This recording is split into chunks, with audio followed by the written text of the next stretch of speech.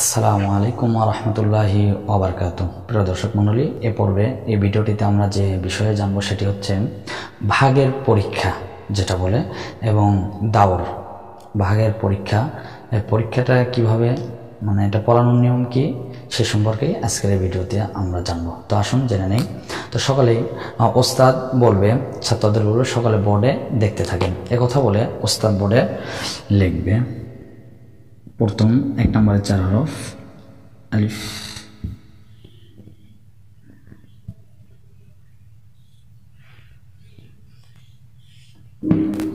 লেখার পরে এবার বলবে ওস্তাদ হাত দিয়ে ধরবে আর ছাত্ররা উচ্চারণ করবে। ওস্তাদ নিচে হাত রাখবে, হরফের নিচে হাত রাখবে আর ছাত্ররা হরফের নাম বলবে। এভাবে যে আমি হরফের নিচে হাত রাখবো, আপনারা উচ্চারণ করবেন। হাত রাখবে, ছাত্ররা বলবে আলিফ। ওস্তাদে হাত রাখবে, ছাত্ররা বলবে মিম। ওস্তাদে হাত রাখবে, ছাত্ররা বলবে ত। হাত রাখবে হরফের নিচে আর ছাত্ররা বলবে জ, উচ্চারণ করবে। এইভাবে সোজা 3 বার বলবে। এরপরে উল্টা দিক থেকে 3 বার ওস্তাদে জতে হাত রাখবে, নিচে হাতে ধরবে, ছাত্ররা নাম বলবে। এবং নিচে হাত রাখবে, ছাত্ররা বলবে ত। নিচে হাত রাখবে মিম, ছাত্ররা বলবে আলিফের নিচে হাত রাখবে, ছাত্ররা বলবে আলিফ। এরপরে এভাবে 3 বার করার পরে ওস্তাদ এবার উল্টা পাল্টা হাত রাখবে, বলেন আলিফ র মিম। এভাবে ভাগের পরীক্ষা।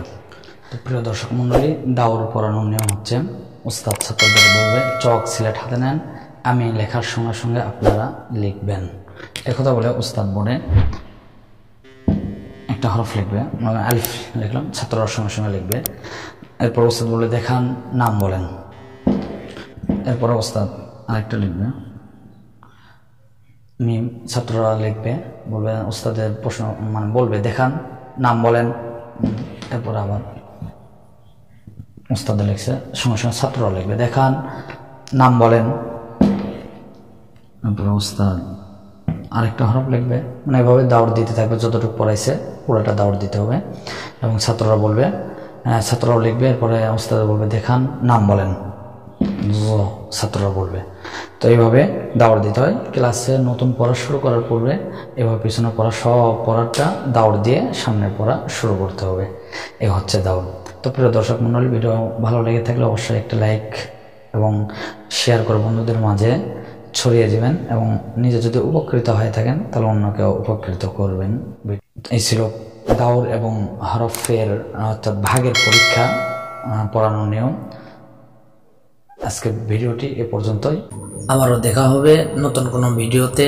সে পর্যন্ত সকলে ভালো থাকবেন, সুস্থ থাকবেন। আল্লাহ হাফেজ।